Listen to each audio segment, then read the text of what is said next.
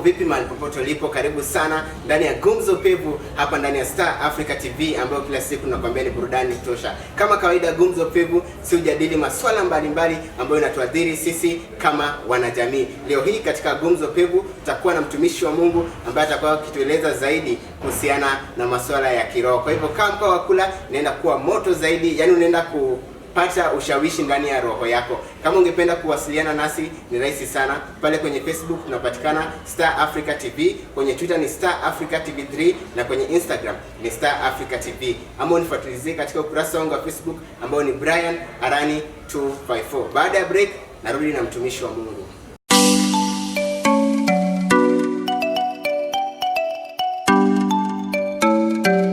Naam, karibu tena ndani ya Gumzo Pevu. Nilivyokuahidi, leo hii tutakuwa na mtumishi wa Mungu ambaye tayari kwa hapa. Ningependa sana ajitambulishe. Karibu sana mtumishi wa Mungu. Asante. Waitwa nani, labda ujitambulishe kwa watazamaji wetu ambao wanakuona kwa mara ya kwanza? Basi ninaitwa Bishop Michael Juhuna.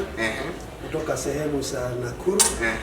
Na ninashukuru Bwana kwa sababu ya kufika mahali hapa kwa Star African TV.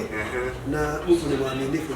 Karibuni sana. Yaani umetoka all the way from Nakuru kuja kutupia ujumbe wa Mungu hapa. Nimetoka mpaka Nakuru ili niweze kuja kuwapasa watu wa Nairobi habari hii njema. Asante sana kwa kuja. Amen. Na kuitikia mwito wangu. Amen. Sasa leo hii sijui umetupangia nini, tungependa kujua umetuandalia nini leo hii. Siku ya leo ninataka kukumbusha wale watu wanakaa kama kusahaulika, wale wanaona kama wamesahaulika na Mungu, niwakumbushe ya kwamba Mungu anawakumbuka.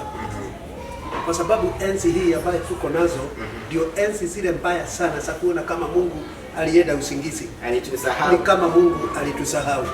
Na ndio sababu nimeleta habari hii ya kwamba Mungu bado ako kiti cha enzi na anatukumbuka. Anatukumbuka, lakini ana masharti.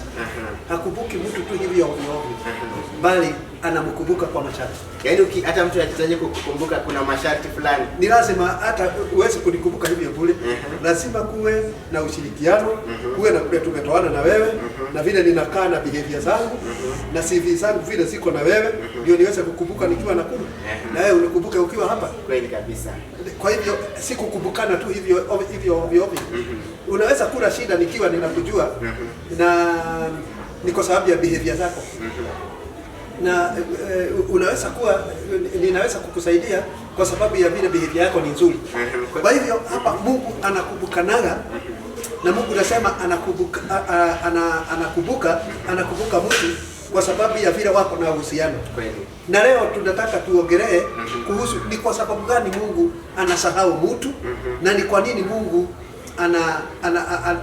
anabariki wengine.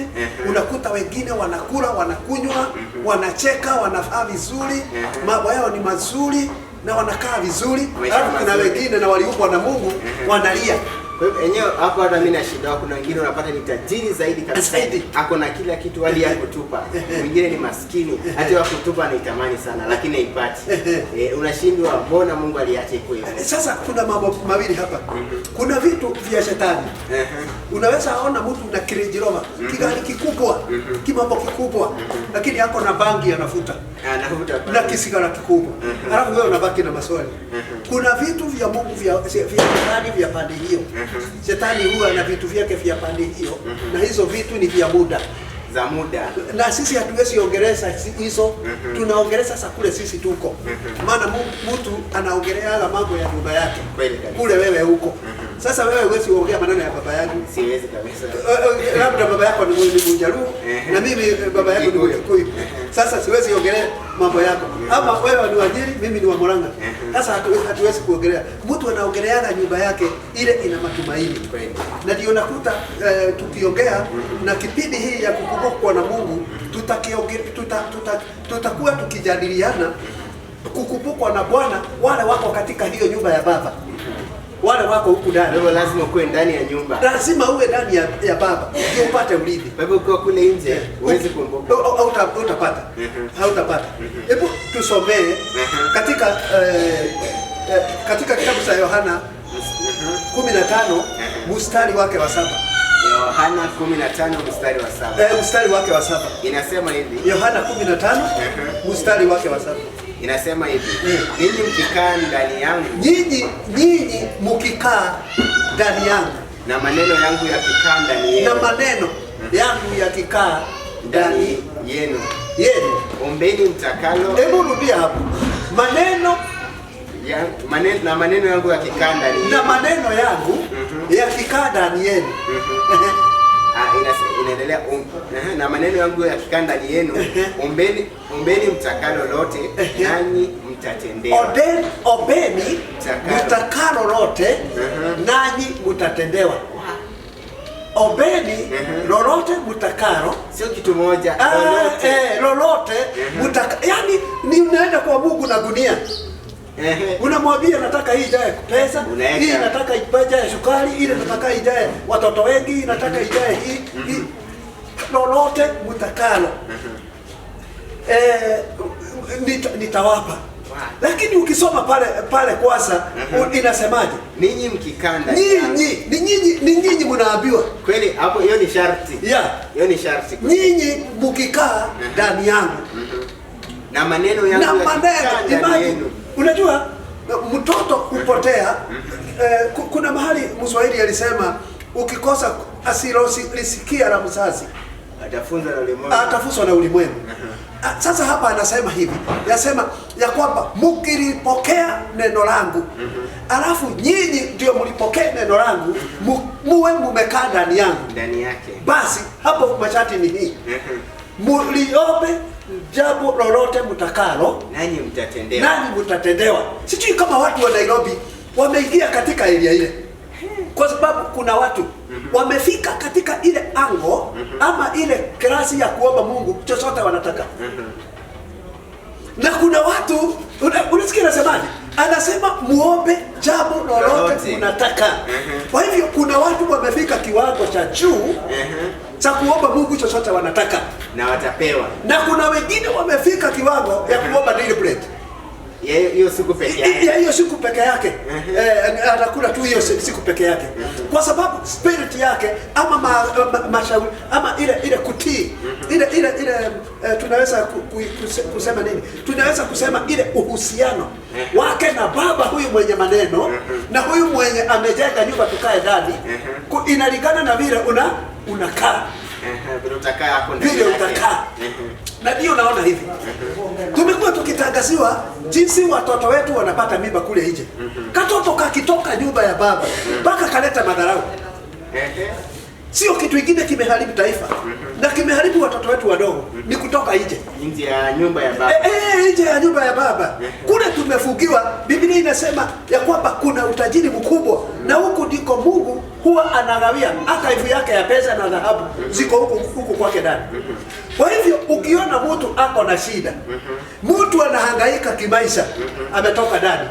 Ako nje. Na kuna wale ambao unapata wanamtumikia Mungu na roho yake yote, hata mienendo zao unaona ni mzuri kabisa, lakini hali yao ya maisha iko chini. Ina depend na vile anakaa kwa ile mtumishi anamtumikia. Hebu tuelezee uko ndani mtu anastahili kukaaje? Hata mimi niko ndani ya uko ndani. Wewe kukaaje? Wewe uko kule ndani. Ukiona level yako haifiki kule wewe unaovaga, unakuta mtu anafunga mpaka 40 days. Unakuta mtu katika nyumba ya Bwana, yeye ndiye muombezi na hata kulifaika ndiye analifaika. Yeye ndiye anaongea mpaka na lugha za Kiingereza, za Kiswahili, za biguni zote.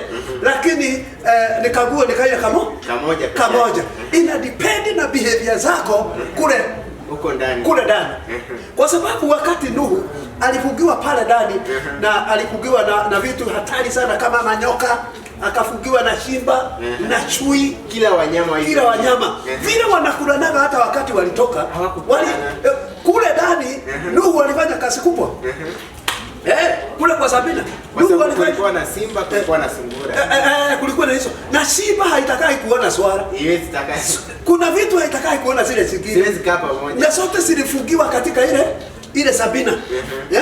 Kwa hivyo pale Nuhu alikaaga na baga na nini na silaha zote pale ndani, akizuia zile zingine zisikule hizi zingine.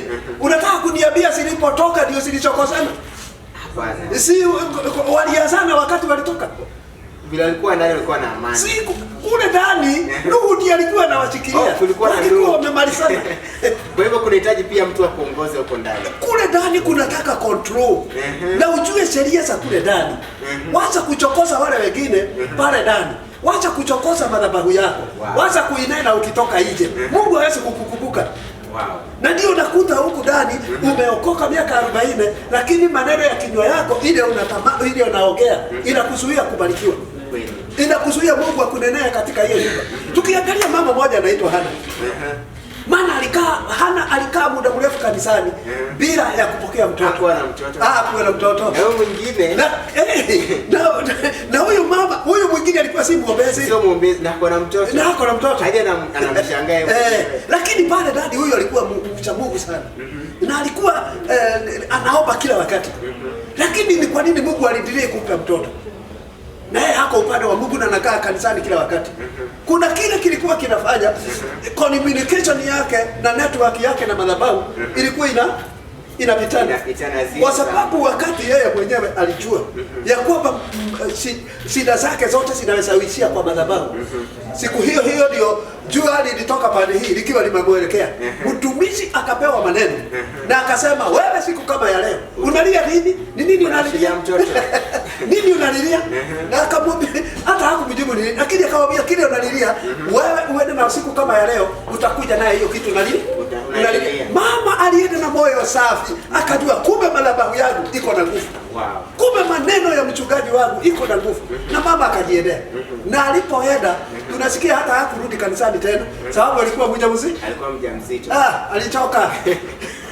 Akaamua sasa leo mimba yake. Alichoka. Kwa hivyo kile kinafanya Mungu akose kukumbuka watu wa Nairobi na kukumbuka watu wa taifa la Kenya ni kwa sababu ya kutoka nje ya nyumba ya Bwana. Nje ya nyumba ya Baba. Na ukiona unaomba maombi na hii maombi yako haijibiwi. Uliomba last year haikujibiwa. Umeomba mwaka huu wa 2020 haikujibiwa. Umetoka nje. Na maombi ya kule nje haiwezi kujibiwa. Haiwezi kujibiwa. Ukiwa ndani ndio utajibiwa. Na ndio umekubaliwa. Kuomba lolote liko huko ndani. Liko huko ndani. Hata kuna mali nasemaga ukiniomba nini samaki, siwezi kupea sipi mawe. Ni huko ndani. Huko ndani. Hakukuagi na mawe. Unakuaga na mkate. Kila kitu unapewa. Na wenye wako huko nje ya nyumba ya Bwana, unapata wengine wako huko nje lakini wako na mali, wamesha iko sawa na wamtambui Mungu. Hawatueleza aje kuhusiana na hiyo. Sasa nimekwambia kuna mali aina mbili na kuna mababa aina mbili. Ukiona mtu kule nje anafanikiwa sana na hata ni mlevi, hata ni mumaraya, hata ni mwizi, hata ni muuaji na anaendelea kubarikiwa kule nje, mali hiyo ni ya baba yake. Ya huko nje. Huko nje sasa. Huko nje. Kwa sababu huko nje kuna baba. Yule analokota na anataka sana hata yeye kuingia ndani, atoe wale wako ndani awapeleke kule nje.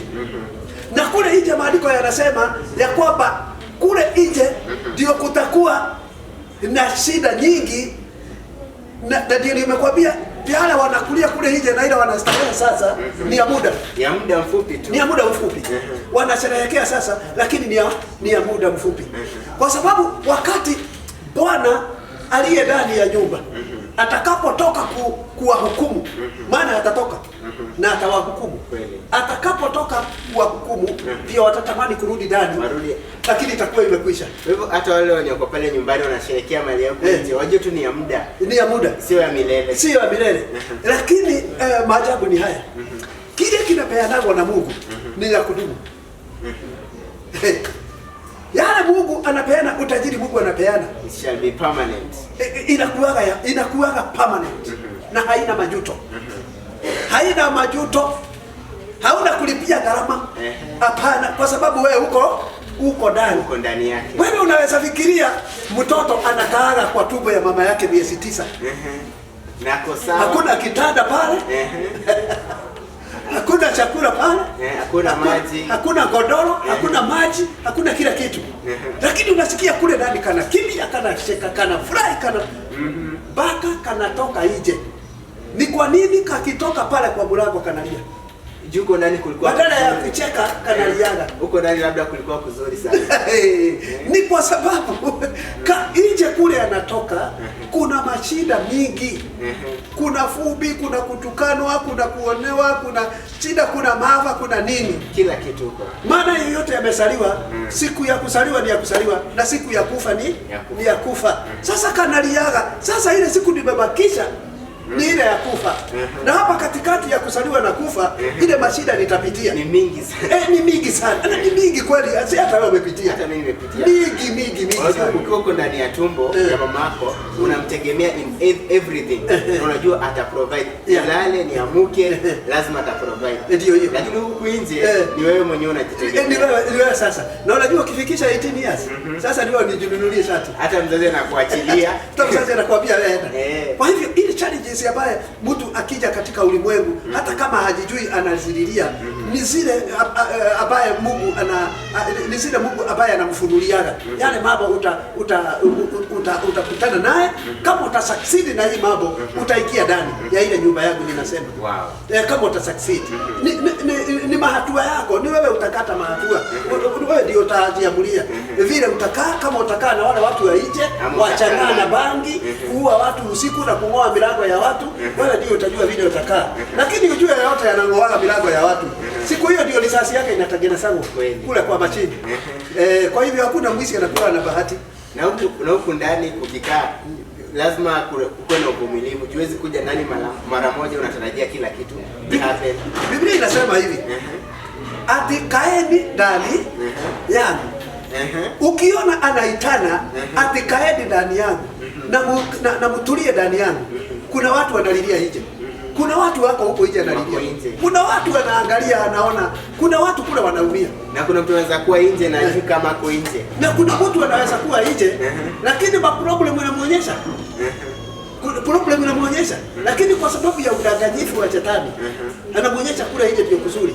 Ndio unakuta watu wanasema miaka unahubiria mtu unamwambia ndani kule kuko kuzuri, kukaa ndani ya Kristo vile kuko kuzuri, anakuambia ni next week. Sijajitayarisha kwa sababu hajapewa ruhusa wapi? Kule nje. Kule nje yale mambo amefanya na madeni mengi kule nje. Shetani anakuonyesha ya kwamba ukiingia ndani kule ni kufungiwa, utafungiwa. Ni mashida tu. Nasahau wale walikaa nje wakati wa Nuhu, walikufa wote. Walikuwa wanamwambia Nuhu tufungulie. Kwanza alikuwa anamuona yeye ni mjinga, anatengeneza kitu kubwa. Na sio kumekauka kabisa. Anamwambia kutanyesha, kujeni ndani. Kujeni ndani. Hawataki kukuja. Sasa wale kizazi cha Nuhu kama kinaweza fufuliwa leo. Unaweza ona yote ya Nuhu anaweza tekeleza sabina kubwa. Wamekijua kile kilikuwa nje. Wanakijua kile walikuwa wanapiga milango. Mimi ni baba kanoni. Nifungulie. Mimi ni mwangi. Mimi ni jirani yako. Mimi ni jirani yako. Ng'ombe zako zilikuwa zimefuka kwangu nikakuletea. Hiyo ndio walikuwa wanasema. Hata kama mtoto wa Nuhu angekubali kuingia, Nuhu angemfungulia. Hata kama mtoto wa Nuhu angekubali kuingia katika Sabina. Mlango wa Sabina sio Nuhu alifunga. Yeye alijenga mlango. Lakini wakati wa kufunga alikatazwa. Hata Nuhu akijua mlango alifunga namna gani. Mungu mwenyewe ndiye alikuja kujifungia. Ndio wale ambao walikuwa ndani awafungie, wasifunguliwe ama wafungulie wale wako nje. Wasiwafungulie na wasifunguliwe. Wasitoke na wale wasiingie. Ni Mungu mwenyewe alifunga. Na alienda pale ndani kwa machati. Kweli. Kwa hivyo hapa neno la Mungu limetuambia hivi, mkikaa ndani yangu. Hapo ndio nataka tujue sana. Kwanza tushikilie hapo, twende katika break fupi, alafu tukirejea utakuwa ukieleza watazamaji. Unajua kuna watu wako pale nje, wajui kama wako nje ama wajui kama wako ndani. Kwa hivyo baada ya break fupi tutakuwa tukirejea. Endelea kusemezana nasi pale kwenye Facebook Star Africa TV, kwenye Twitter ni Star Africa TV3, ama tutumie ujumbe mfupi katika nambari ya Pastor ambayo unaiona hapa chini. Tunarudi katika muda mfupi ujao.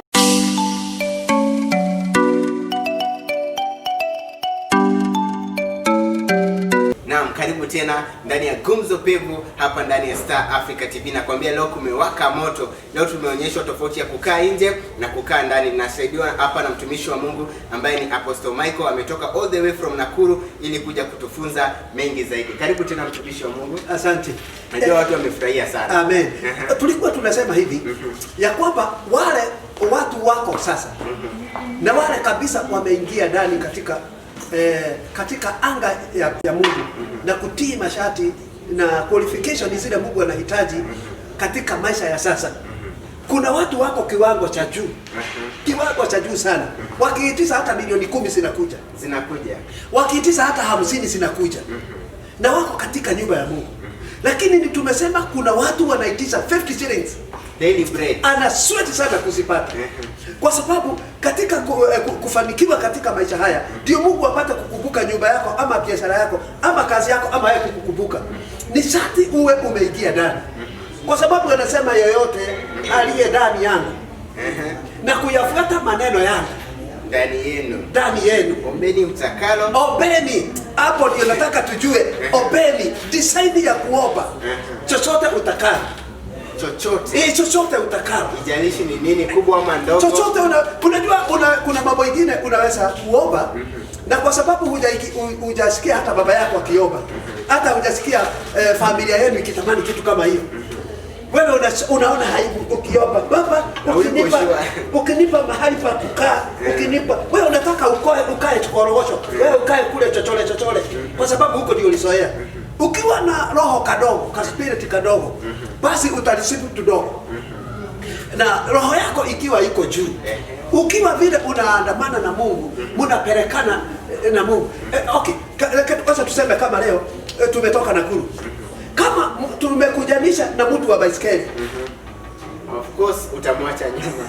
Kama umekuja na gari mwingine baiskeli, hata kwa amefika kwa sasa. Kama tumekujanisha na mtu wa baiskeli. Kwa hivyo roho yako ikiwa iko na kaspeed ka baiskeli. Na yule mwingine ako na kaspeed ka pikipiki. Na yule mwingine ako na speed ya gari. Hawezi pelekana. Ndio naona kuna matajiri wako juu, kuna wengine wako katikati na kuna wengine wako chini, hata wengine wa miguu. Tena naye wa miguu wakipelekana na baiskeli na wanakuja Nairobi.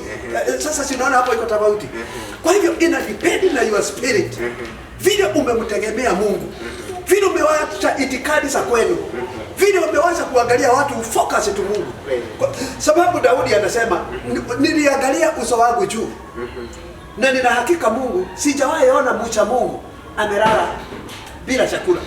Hakuna mcha Mungu, hakuna ameshawahi kulala bila chakula. Kwa hivyo kukumbukwa na Mungu, masharti yake ni kukaa ndani. Kaa ndani ya Kristo. Na hapo ulikuwa umetueleza kuhusiana na speed tofauti, speed ya baiskeli, pikipiki nini. Labda kuna mtu pale nyumbani, yeye anajiona au katika speed ya baiskeli na anataka at least apande juu kidogo hata afikie labda gari. Kupanda itapandaje sasa? Sasa maandiko yanasema hivi, linda moyo wako kuliko chochote. Kuliko viungo vyovyote. Kwanza roho yako. Ukiwa na moyo safi, utakuwa na breakthrough. Wacha kushika jirani, wachana na jirani. Hata akikutukana wachana naye. Hata mambo gani ikifanyika, wachana naye. Weka moyo wako safi ili spirit yako iweze kukua. Kwa sababu kile kinasuia spirit kukua ni kuchokozwa. Wakati spirit yako imeanza kukua, unakuta shetani ameleta jua ya kiroho. Sasa unakuta kale kamemea kamedidimia kidogo. Kamefifia.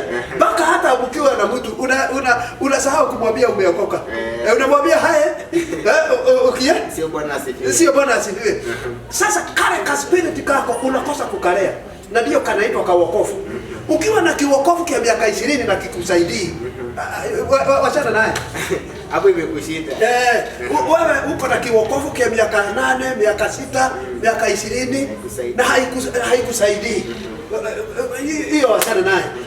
Na ndio uweze kutoka kwa baiskeli ukuje kwa pikipiki.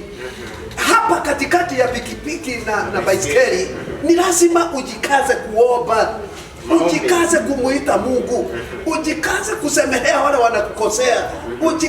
Wewe uwe na communication na Mungu na ufocus kwa Mungu.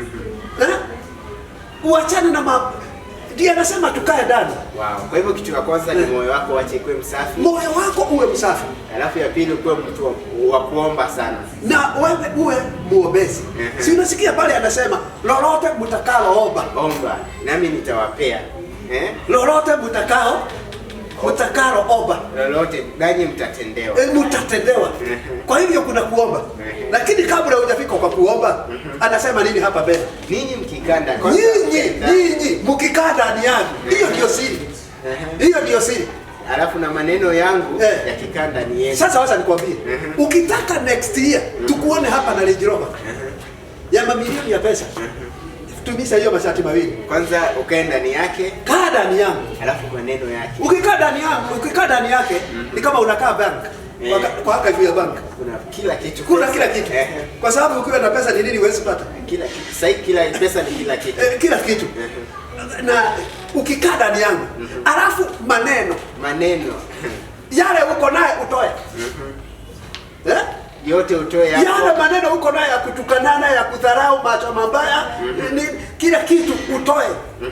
Uchukue maneno yake uweke ndani yako. Kwa hivyo hizi maneno tunaweza sema ni zile sheria amri 10. Ukizitimiza unajua amri 10 hata wale waliopewa mkono kwa mkono hawakuweza kuitimiza. Na ndio hapo Petro wanasema hii imekuwa magumu. Na Yesu akawaambia inawezekana, kosa inawezekana kwa mwanadamu, lakini kwa Mungu inawezekana. Kwa hivyo ili tuweze kufika level ya kuomba chochote ambayo tunahitaji na tupokee, kwanza ni mambo hayo mawili. Kwanza mkae ndani yake. Kwanza mkae ndani.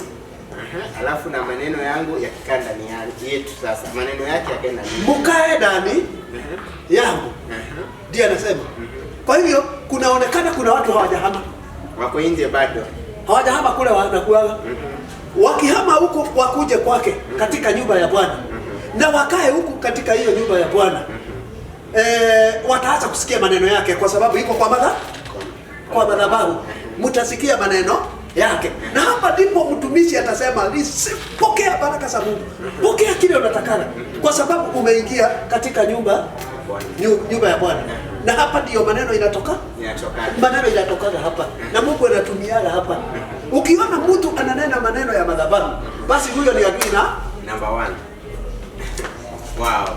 Natumaini pale mtazamaji kwa nyumbani, at least sasa hivi unaweza tofautisha kama uko ndani ama kama uko nje. Mtumishi wa Mungu hapa ametuambia kitu cha kwanza unastahili kufanya ni kukaa ndani yake. Ukae ndani ya Kristo, alafu na maneno yangu yakikaa ndani yenu. Yaani maneno ya Mungu yakikaa ndani yako, basi lolote utakaloomba utaweza kupewa. Sasa tutapewa. Na nina imani wewe naye nisikiliza na kutazama. Mungu atakukumbuka. Lakini toka huko. Wow. Toka nje. Toka nje. Maneno ya kulalamika. Wengine wanalalamika hata kwa nyumba yao. Wengine Mungu anakuweza ulalamike. Kwa sababu wale wako nje ya madhabahu huwa kazi yao ni kulalamika.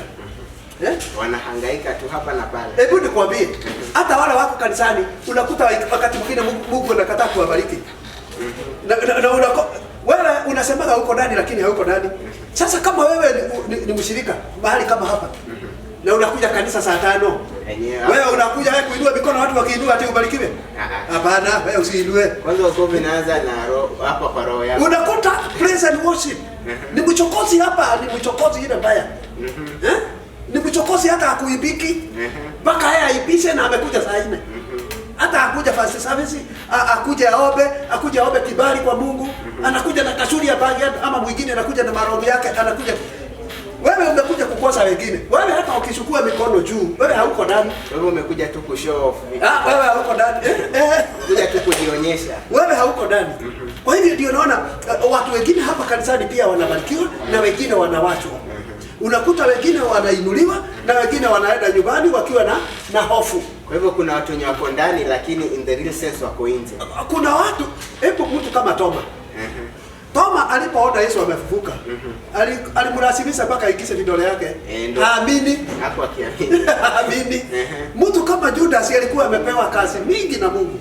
Na ministry yake ilikuwa yeye ni kama aliwekwa pale mbele. Na hapo nataka tu niongeleze wachungaji. Tunapoweka watu hapa mbele sana, tujuage kama ni nani tumeweka. Kwanza unachunguza kitu. Chunguza mtu tu vile mchunguze tu uweze kumjua. Kwa sababu Yesu alitegemea sana hiyo mzee. Hiyo kikongwe, hiyo mzee Judas. Na akampea mambo yake yote, siri zote, pesa zote. Hata Yesu akitaka kitu alikuwa anamwambia enda toa kwa ile mkebe. Yeye ndo alikuwa kama kashia. Ndiye alikuwa kashia. Ndiye alikuwa hivi jamaa ya pesa hapa. Lakini finally pesa silimuongoza, pesa silimuondoa katika njia za Mungu, mpaka ikaleta tabia za kusaliti. Na unajua kusalitia kunatokaga na hakutokagi ndani, kunatokaga na huko nje. Hata ukiona kanisa linabomoka, hata uone kanisa linateremuka, kuna mtu alijiunga na wao na ametoka nje, ako na maneno ya nje, na hiyo ndio inamaliza kanisa. Hata ukiwa na rafiki uone mambo yako imeanza kudidimia, kuna spirit ya nje inafanya kazi, kuna spirit ya nje inakumaliza. Umeniuliza hivi, ni kwa nini tunaona watu kule nje wanafanikiwa na hapa ndani kanisani ndio tumeona hawafanikiwi? Unapata huko mtu nje anavuta bangi kila kitu, lakini ako sawa kimaisha, hata anaendesha drive. Ndio nikakwambia hivi, kuna mali ya shetani. Kwa sababu baba ni wangapi? Ni wawili. Kuna baba yao yule wa nje na kuna baba wa ndani. Huyu anasema nyinyi mko nje, muingie ndani. Na kuna yule anawaita kutoka ndani watoke nje, ambaye ni shetani. Na ndio nikakwambia wakati Nuhu alipoingia na Mungu akafunga ile mlango, wale waliokuwa nje walikuwa ni wengi sana. Na wewe ukiangalia wale wako nje vile wanaenda, basi utajiunga na wao. Wachana na wao. Hata wakiwa wengi wachana na wao. Hata wakifanikiwa kwenda wapi wachana na wao. Hiyo ni mali ya muda mfupi peke yake. Hiyo ni mali ya muda. Kwa sababu wakati Sabina itakuja kufungwa, wataanza kulia tufungulie. Na mali ile haitawasaidia. Na kila kitu haitawasaidia. Kwa hivyo kukaa ndani, na ninasema ndani ya Kristo. Kukaa ndani ya Kristo. Anasema obeni jambo lolote. Obeni lolote. Mtakalo. Lakini kuna mtu anaweza piga magoti hapa, usikie baba hakuna wakati amesema ni baba nipatie kitu fulani, kwa sababu anaona haibu. Kuna kitu kinamzuia. Kuna kitu kinamzuia kusema Bwana nikumbuke. Kwa sababu ya matendo. Na sasa tukirudi hapa katika maandiko, tukisoma mstari wa 6. Hebu soma mstari wa 6. Nasema mtu asipokaa ndani yangu. Unasikia? Mtu asipokaa ndani yangu, utupwa nje kama tawi. Hata simamia hapo. Ati mtu asipokaa ndani yangu atatupwa nje. Sasa hii Yesu anaponena haya alikuwa ananenea wale wako ndani. Hapa mtu wenye wako ndani tayari anawaambia msipoendelea kukaa na mimi nitawatupa nje. Wale wako ndani. Anawaambia msipokaa ndani yangu. Mtu asipokaa ndani yangu utupwa nje kama tawi na utupwa nje kama tawi. Na akauke asahauliwe. Na akauke asahauliwe. Mtu hakaukiagi akiwa ndani ya kanisa. Uwezi kauka. Na utupiwi ukiwa ndani ya kanisa. Unatupagwa ukikosa kukaa kule ndani, ukikosana na huko ndani. For example, wewe unatakaga pesa mingi, unatakaga utajirike. Utajiri, unataka Mungu akubariki, uonekane hata wewe kama wale wengine. Lakini siku moja ile sijui ulitukana matajiri. Kimutu kinaendelea kimetajirika, hiki kimutu kinaliga sababu kilitajirika. Ile roho unaitwa utajiri, ulisikia? Na ulitusi hapo. Ukakumaki unaitwa fulani wa fulani, wewe ulitusi wapi? Huko. Sasa hata ukiinua mikono utajiri. Kwanza unaenda unaangaliwa kwa record. Huyu ameshawahi tukana utajiri? Jina yake iko hapa hivi. Ameshawahi tukana utajiri? Inaonekana jina lako hata ni namba 70. Juu ya wale wengine wote wameshawahi tukana nini? Utajiri. Huku wewe hakuna wakati utakanyaga. Hakuna wakati utakanyaga. Wewe kama umeshawahi angalia nyumba ya watu ukaiangalia hivi, ukaona hii nyumba hata haijajengwa vizuri. Huyu mtu alikuwa kama wasimu. Kwani ilijengwa namna gani hii? Hata mawe ilikalichana namna hii. Hiyo area ya nyumba ilisikia. Hiyo area ya nyumba ilisikia. Manager wa hiyo alisikia. Akakurekodi. Kwa hivyo maneno ya kujenga nyumba hakuna. Wow. Kwa hivyo hapa tunaona hivi. Ukikosa kukaa ndani yangu, ukose kukaa ndani yangu, atakutupa. Anasema nitakutupa, na si kupembeleza kutupwa. Na kutupwa ni kulia kwa nyumba, hakuna chakula, hakuna nini, mzee anatoroka, mama anatoroka, vita na fujo kwa nyumba, mambo kama hayo, hiyo ndio kutupwa. Ama unaenda hapa yote unazunguka, wengine wanaandikwa kazi, wewe unakosa. Natafuta hadi viatu zinaisha. Mpaka viatu inaenda kobo. Umetupwa. Sasa kila kitu unafanya ni kuugua na jua, na the end of the day unarudi nyumbani ukiwa umekauka. Na ndio hivyo inasema. Unarudi nyumbani ukiwa mfuko umekauka. Hakuna hata mtu umekutana naye akakwambia ninunulie hata kachai. Kwa sababu mumepoteana na kukaa ndani. Hata ukiona watu wengi wapendwa wanalia, saa hii wanalia kwa sababu ya vile wamesukumwa na maisha hapa Nairobi. Nyumba zimefungwa, mambo imeharibika, magonjwa ndio hiyo, furiko ndio hiyo, mvua imekata, makajo ndio hiyo, haitaki kaa ndani kulingana na neno. Kaa ndani. Uone kama kuna mtu atakuchokoza. Wow. Nataka tukimalizia naona kama producer wangu ananiambia tuko na dakika kama 3 hivi. Nataka utupe ujumbe kwa Wakenya jinsi watakaa ndani, yani utupe ujumbe wa mwisho hapa kwa Wakenya. Amen. Jambo la kwanza nataka kusema hivi ya kwamba obeni lolote mtakalo. Hiyo ni neno la Mungu. Katika John 15:7. Obeni jambo lolote mtakalo. Na nikwambie katika hilo jambo, obeni jambo lolote mtakalo, kuna watu wamefika kiwango hiyo ya kuomba chochote mtakalo. Na kuna mwingine ndiye anaanza kuomba. Maana Mungu hawezi kukupea 1000 na anajua utaweza kujua chechi. Unapatiwa 1000, uende pale ukaleta sukari na hautaweza kuleta chechi. Kwa sababu hautajua kama 1000 ndio inatoka sukari. Kwa hivyo kuna watu ndio wako na hiyo level ya chini wenye hawawezi sipewa 1000, ni bado ni 50, wakuje 100, wakuje hivyo. Kile kitu ninataka kusema hivi ni ya kwamba ili uweze kufika kiwango hiyo, kwanza penda jirani yako. Vile wewe unajipenda. Tafuta Mungu kwa njia zote. Wacha kukaa nje, kuja kaa ndani. Kuja kaa ndani ya madhabahu itanena kwa ajili yako. Na ninajua utafanikiwa. Hii kipindi ni ya kukumbukwa na Mungu. Kwa sababu mimi Mungu ameshawahi kunikumbuka. Nimeshawahi kuinua mikono juu, mioyo ni safi. Katika Mathayo 5:8 inasema ni heri wenye mioyo safi. Nimeshawahi kuinua mikono misafi, moyo msafi, nikaomba Mungu akanijibu. Wewe ni testimony tosha kabisa. Kwa hivyo mpendwa, unapotaka kufika kiwango hiyo ya kukumbukwa na Mungu kama wale wengine, kuwa na uhusiano kati yako na Mungu na usione kama umetengwa.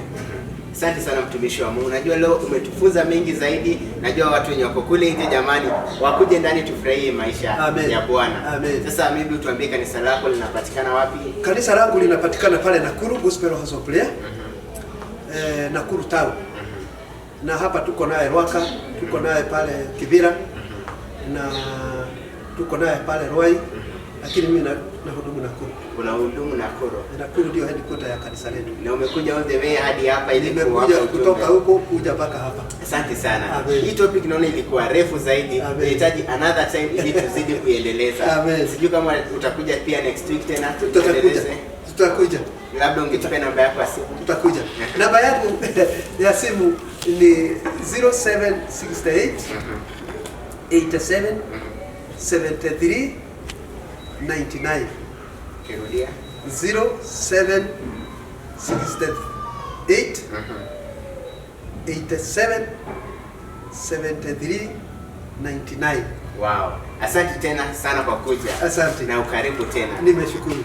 Jamani, imekuwa ni segment ya Gumzo Pevu hapa ndani ya Star Africa TV. Leo hii tumeenda kiroho kidogo ili tuweze kujikuza kiroho, na tumefunzwa topic kubwa zaidi ambayo inaitwa kukumbukwa na Bwana, na ametusomea maandiko matakatifu pale katika kitabu cha John 15:7, na hiyo maandiko Kama hujaisoma nenda pale uisome, at least hata wewe itaweza kukukuza kiroho. Leo nimeona jumbe ni mingi zaidi, sitaweza kuzisoma zote kwa sababu ya muda, lakini naahidi next time nitakuwa nikianza kusoma. Hadi siku ya kesho, panapo majaliwa, niweke mahali pema moyoni.